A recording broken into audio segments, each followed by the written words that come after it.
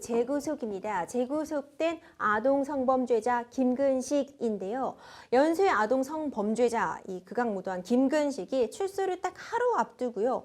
다른 성범죄 혐의로 재구속되었습니다. 어떤 내용인지 좀 설명해 주시죠. 사실 김근식이 15년 만기 복역을 마치고 어디로 사회 복귀를 할 것인지 맞아요. 그 전부터 굉장히 논란이 많았습니다. 그렇죠. 많은 분들이 불안해하셨죠. 이 범행이 있었고 본인의 마지막 주거지가 있었던 인천 등지에 다시 자리를 잡을 것인지 어디로 갈 것인지 했는데 좀 예상하지 못했던 의정부의 갱생시설로 들어간다라고 했었죠. 그래서 17일 월요일 날 이제 사회 복귀를 하겠구나. 뭐 전자발찌나 1:1 밀착 감시를 한다고 하지만 이 인근의 학교 뭐 난리가 났었습니다. 네. 학교도 있고 이런데.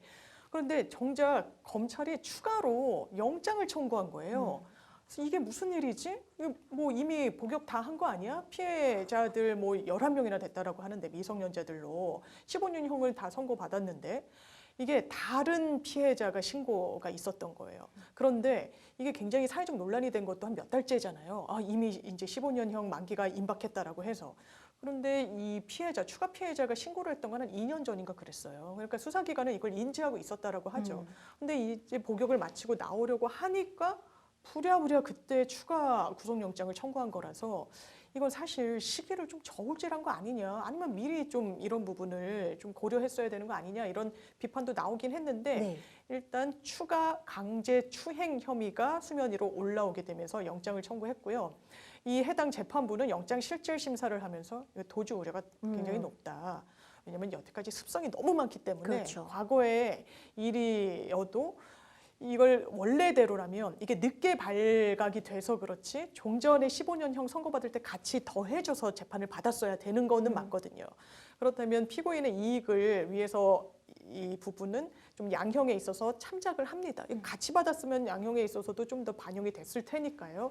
그런데 도주 우려, 증거인멸 우려 상당히 높다라고 판단했고요. 이 부분과 관련해서 김근식은 굉장히 좀 많은 항변을 했던 것 같아요. 나 그럴 이유가 없다. 나 이제 앞으로 뭐 성실하게 살겠다. 이런 주장 재판부 받아들이지 않고 추가로 영장이 발부돼서 다시 사회로 복귀하는 길은 좀 많이 지체가 될 것 같습니다. 그렇군요. 이 출소를 못한 김근식 재구속이 부당하다면서 이제 구속 여부를 다시 판단해달라고 법원에 요청했는데 받아들여지지 않았죠. 그렇습니다. 구속 적부심이란 제도가 있죠. 그러니까 영장 실질이라고 해서 이게 영장을 발부해서 이신을 구속한 상태에서 구속 수사를 할 필요성이 있는 사건에 한정해서 하는 건데 보통은 특별한 사정 변경이 없는 이상 구속 적부심이 인용되는 율이 떨어지긴 하지만 여기서 김근식이 좀 황당한 주장을 펼칩니다. 뭐라고 얘기를 하냐면요.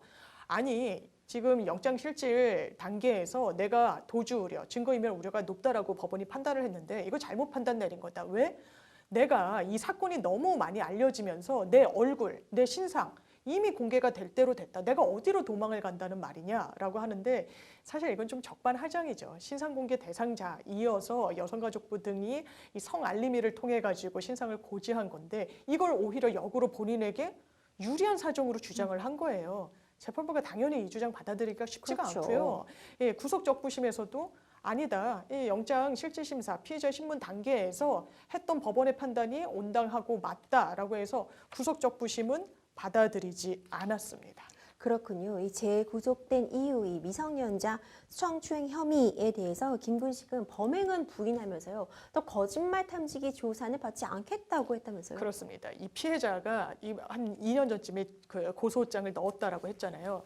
이 피해자도 그 당시엔 미성년자였어요. 김근식의 이 패턴을 보면 미성년자를 공략을 합니다. SUV 밴을 타고 다니면서 아저씨 좀 도와줄래? 내가 지금 무거운 짐을 날라야 하는데 너의 도움이 좀 있었으면 좋겠다라는 식으로 어린아이들의 굉장히 선한 마음을 악용해서 강간 강제추행을 저질렀던 거예요. 그런데 이게 이 일대, 인천과 막 이 경기도 일대에서 이런 범행을 저지르니까 그때 피해를 당했던 아동이 이게 뉴스에 나오는 걸 보고 이 사람이구나. 그때 좀 인지를 할 수 있는 이것도 상당히 좀 통상적인 패턴이기도 하거든요. 왜냐하면 너무 어렸을 때 피해를 당하면은 이 가해자를 정확히 분별해내지 못할 수도 있어요. 그래서 김근식을 고소했는데 수사기관은 이게 굉장히 예전 일이고 증거도 없고 이래서 굉장히 수사에 난항을 겪었다라고 합니다. 그런데 피해자분이 아주 다행히도 구체적으로 그 상황을 잘 기억을 하고 있었고 흔들리지 않고 진술을 했는데 정작 김근식이 부인했습니다. 나 그런 적 없다. 그래서 수사가 꼬이게 되는 거죠. 아, 그러면 좋다. 거짓말 탐지기를 한번 해보자. 거짓말 탐지기는 증거 능력이 바로 부여되진 않죠. 왜냐하면 이게 정말 사람의 진인지 아닌지를 아주 객관적으로 분별해 주는 건 아니잖아요. 혹시 거짓말을 했을 때 나오는 생태적인 어떤 그런 현상들, 뭐 땀이 난다든지, 뭐 심장박동이 빨라진다든지 이런 걸 좀 종합해서 추정하는 거라서 이거는 하나의 그냥 정황 자료일 뿐인데 김근식이 이걸 하지 않겠다고 한 겁니다. 상당히 수상하죠. 그래서 이것도 보면은 뭔가 본인이 죄를 인지하고 있고 알고 있기 때문에 이런 조사 과정에 협조하지 않는 거 아니냐라고 충분히 추정해 볼 수 있겠습니다. 그렇군요. 이 김근식으로부터 과거 성추행에 대한 추가 피해도 나온 상황인 거죠. 그렇죠. 지금 말씀드렸던 한 2년 전에 고소장 접수했던 그 피해자 말고요. 또 다른 피해자가 또 있는 다른 거죠. 피해자가 언론에 인터뷰를 했는데요. 99년도였어요. 이미 한 20년 전쯤인데 그때 초등학생이었다라고 합니다. 제가 말씀드린 것처럼 이 학생에게 다가가요. 어린 여학생인 거죠. 초등학생. 아저씨 좀 도와줄래? 라고 해서 본인의 사무실로 유인을 합니다. 그리고 이 학생을 성추행을 해요. 강제추행. 그렇기 때문에 이게 이 피해자도 그 당시에는 미성년자고 너무 어리고 이 나한테 가해행위를 한 사람을 누군지 정확히 알아내기가 어려웠을 텐데 이 사람이 범행을 저질렀던 장소들, 돌아다녔던 동선, 그리고 이 패턴, 범행의 수법이 굉장히 좀 아주 정형화돼 있었습니다. 그 당시에 뭐 인터넷 카페나 지역 커뮤니티에 아니 하얀색 SUV를 타고 다니면서 어린 초등학생들에게 접근을 하는 남성이 있다라고 해서 마치 도시 괴담처럼 막 유포가 되기도 했어요. 괴담이 아니었죠. 실질적으로 범죄가 있었던 겁니다. 그래서 이 99년도에 초등학생이었던 이 추가 피해자도 나 이거 문제 삼겠다라고 얘기를 하고 있어서 아마 이 부분도 수사기관이 정식 수사에 착수하게 되면 또 영장 뭐 청구할 수도 있고요. 영장 이 기간, 구속 수감된 기간은 계속 길어질 수밖에 없는 그런 국면으로 보입니다. 그렇군요. 검찰은 이제 김근식에 대한 수사에 속도를 좀 가하고 있고요. 늦어도 내달 초에는 기소가 될 것으로 보이죠. 그렇습니다. 최근에 있었던 그 영장실질 심사는 완전히 새로 드러났던 추가 범행이었던 거잖아요. 근데 영장실질 심사가 3시간인가밖에 걸리지 굉장히 않았더라고요. 이례적으로도 짧았죠. 빨리 끝났던 거죠. 그럼 재판부로서는 이 범죄가 어느 정도 소명이 됐다라고 그렇죠. 봤다는 거예요. 그러니까 수사 과정에서 이미 증거나 진술 관련 자료들을 다 정리를 해놓은 상태로 볼 수 있고요. 또 구속영장까지 청구한 사건을 기소하지 않는 경우는 저희가 실무에서 거의 보질 못하죠. 그만큼 검찰로서도 자신이 있으니까 영장을 청구했던 거고 이제 구속 기소의 수순으로 가고 있는 것이어서 일단 김근식 사회 복귀를 본인은 꿈꿨을지 모르겠지만 1차 제동에 걸렸고 이제는 또 다른 범죄로 재판 받아야 되는 그런 상황에 놓인 겁니다. 그렇습니다. 이제 공소시효 부분에 대해서는 이제 그 관련법 개정으로 인해서 다행히 공소시효는 문제되지 않을 것으로 보이는데 많은 분들이 이제 최대 이제 얼마나 더 감옥에 있는 것이냐 이런 거 궁금해하세요. 변호사님께서 어떻게 예상하고 계신가요? 그러니까요. 김근식이 15년형 받았다고 하면 그래도 뭐 중형을 선고받은 거 아니야? 라고 생각할 수 있는데요. 그렇지 않습니다. 이게 2006년도인가 받은 건데 맞아요. 그 당시에 11명의 피해자가 있었어요. 그것도 미성년자로만. 그럼 법원 입장에서 지금 당장 오늘 재판을 동일한 사안으로 받았을 때 15년형을 선고할까요? 저 그렇지 않을 거라고 봅니다. 저도 훨씬 더 중형을 선고했을 것 같아요. 거의 2배 이상이 나왔을 거라고 봐요. 과거에 그만큼 법원도 또 뭐 여러 수사기관도 이른바 뭐 성인지 감수성 그리고 피해자의 처한 상황보다는 뭐 피고인의 방어권 이런 부분에 좀 더 치중이 돼 있기도 했었죠. 그리고 이 범죄 피해자들이 다 미성년자였잖아요. 그리고 또 문제는 11명의 피해자 있기 전에요. 이 범행도 첫 그 시작을 한 게 출소된 지 얼마 되지 않아서였습니다. 불과 한 일주일 정도 만에 아동을 성범죄 대상으로 삼아서 구속됐었는데 나와서 또 직후에 범행을 저지른 거란 말이에요. 이거는 이 사람의 습성은 완전히 기정사실화 될 수밖에 없다라고 봐야 됩니다. 그렇다면 지금 이런 어떤 이력을 가진 피고인에 대해서 한 건의 강제추행이라고 하더라도 이것을 뭔가 선처해 줄 수 있을 것인가? 물론 이번 재판에서는 유불리가 있을 수 있습니다. 아니, 과거에 했었던 거라서 과거에 재판받았을 때 병합해서 받았어야 되는 사건이다. 이 부분은 참작이 돼요. 형법에도 규정이 돼 있죠.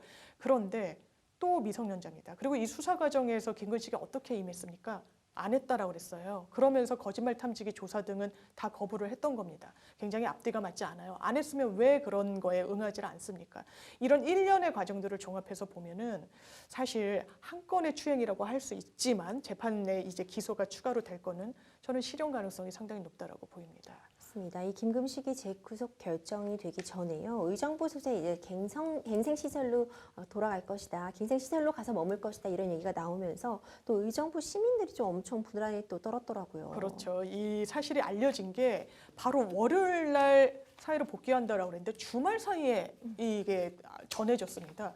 아니 의정부에 갱생시설로 간다.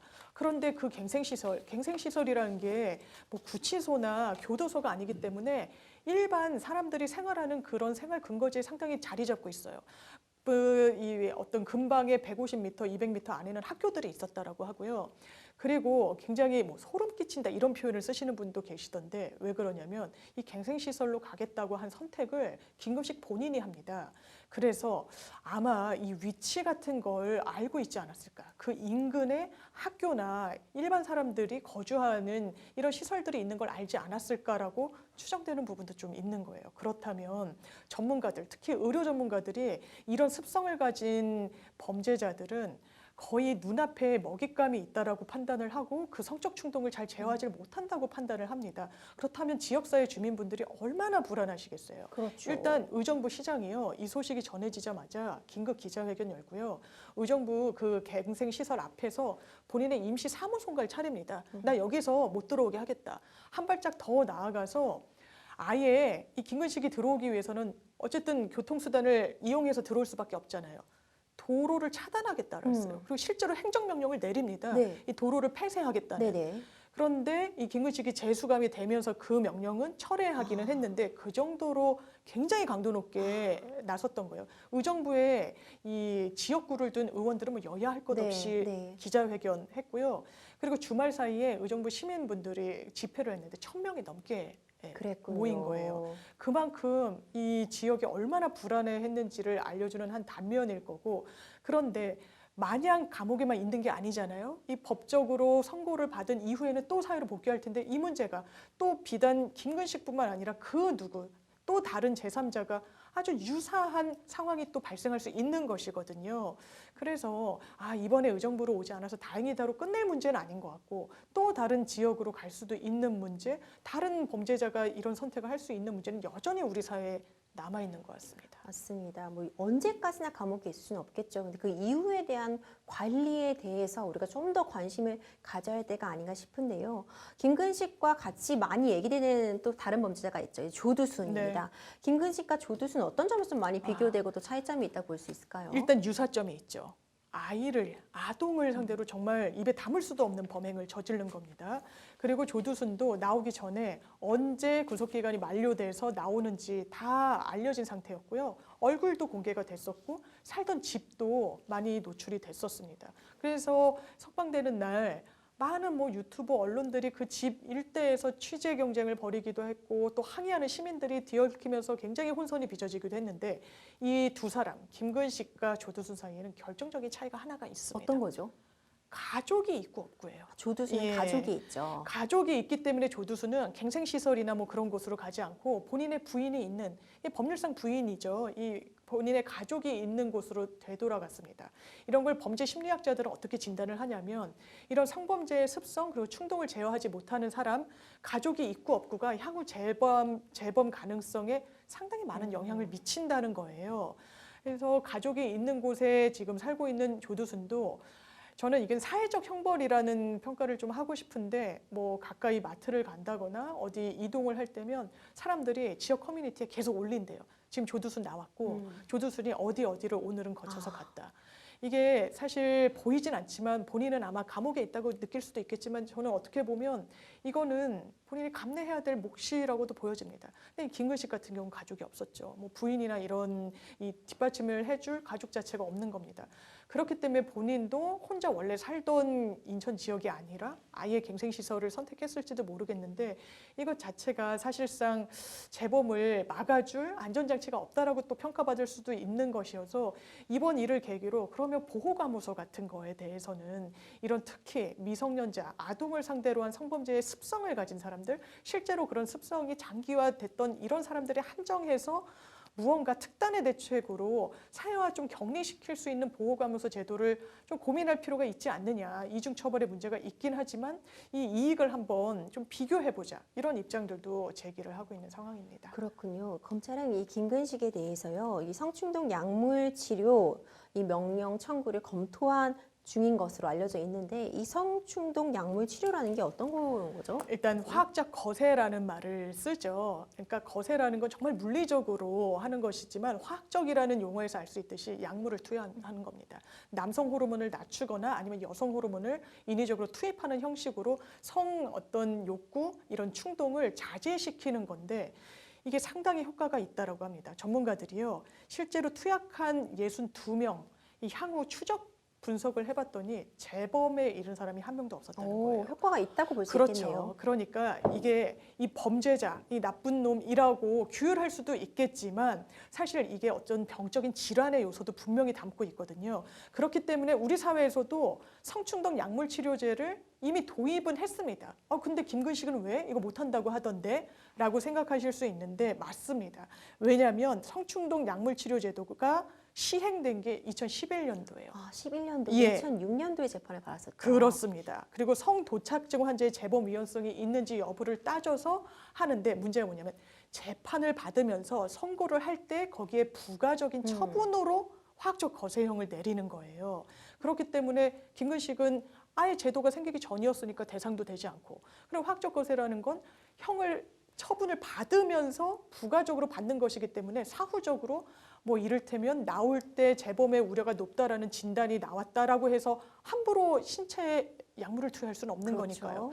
법적 근거가 없다 보니까 이 부분이 좀 화학적 거세가 아주 과학적으로는 유효한 수단이라는 게 입증됐지만 김근식한테는 강제할 수가 없었던 그런 상황이었습니다. 그렇군요. 이 성충동 약물 치료, 화학적 거세는 어떤 절차에 따라 이루어지게 되나요, 변호사님? 일단 아무한테나 할 수 있는 건 당연히 아닙니다. 성폭력 범죄를 저지른 성도착증 환자로 인정을 받아야 되고요. 재범 위험성이 있어야 됩니다. 그런데 이 요건을 다 충족해도 누구는 안 되냐? 19세 미만자는 안 됩니다. 당연하게도 미성년자에게 이런 수단을 강제하지는 못하도록 법으로 규정을 해놨고요. 일단 재판에 넘겨진 이후에 검사가 별도로 청구를 합니다. 그러면 법원은 이 치료를 받아라, 화학적 것에 이런 처분을 내리는데 이것도 무한정할 수 있는 건 아닙니다. 최대 15년까지 선고를 할 수 있고요. 그렇다면 실제로 어떻게 집행을 하느냐. 집행이란 말은 그렇다면 이 약물 투여를 어떻게 하느냐의 문제잖아요. 일단 검사의 지휘가 따릅니다. 검사가 입회한 상황에서 보호관찰관이 이 화학적 거세 제도를 하고요. 의료법에 따라서 의사의 진단, 처방에 의해서 이게 검증된 약물을 투여하는 방식으로 집행이 되는데 일단 이 약물만 투여하는 것이 아니라 전문가에 의한 인지행동 치료 등 심리치료 프로그램도 실시, 부가 처분이 가능합니다. 그렇군요. 화학적 겨세, 앞서 변호사님도 말씀해 주신 것처럼 또 관련 실험 등을 통해서 보면 효과는 있는 것으로 보이는 그런 상황인데 또 인간의 신체에 어떤 약물을 주입하는 거다? 그러니까 좀 거부감을 갖고 계신 분들도 네. 있는 것도 사실이에요. 그렇죠. 변호사님은 이 화학적 거세, 이 성충동 약물 치료에 대해서 어떤 생각 갖고 계세요? 사실 이렇게 효과가 있는 아주 직접적인 효과가 있는 거잖아요. 그렇기 때문에 항상 어떤 사회에서 좀 논점이 되는 주제를 다룰 때는 이걸로 얻을 수 있는 이익과 부작용을 같이 따져볼 수밖에 없는데 이익이란 건 지금 말씀드린 대로 즉각적인 효과가 나타나고 재범률이 확 떨어진다라는 겁니다.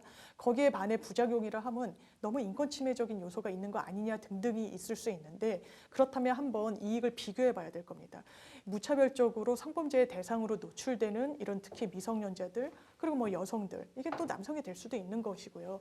그리고 그렇다면 이 부분과 관련해서 본인들이 그러니까 가해자가 내 성적 충동을 내가 제어하지 못하겠다. 내 의지로 되지 않는다라고 진술하는 경우가 상당히 많습니다. 본인들이 원하는 경우도 있어요. 이게 어떤 질환적인 성격도 있다라고 전문가들이 진단하는 것도 바로 이런 이유에서입니다. 그렇다면 이걸 해외 입법 내에서도 많이 차용을 하고 있고 그래서 우리나라에서도 검토해서 제한적으로나마 도입이 됐는데 이번에 법무부에서도 그러면 출소 후에 특히 아동 그리고 성범죄와 관련해서 굉장히 재범 비율을 많이 보여줬던 사람들의 한정에서 화학적 거세를 사후적이라도 꼭 재판 절차 중이 아니더라도 네. 사회에 복귀할 때 하도록 하겠다라는 안을 검토 중인데 저는 개인적으로 찬성입니다. 네, 맞습니다. 어떤 경우에도 이제 성범죄는 일어나서 안 될 것이고요.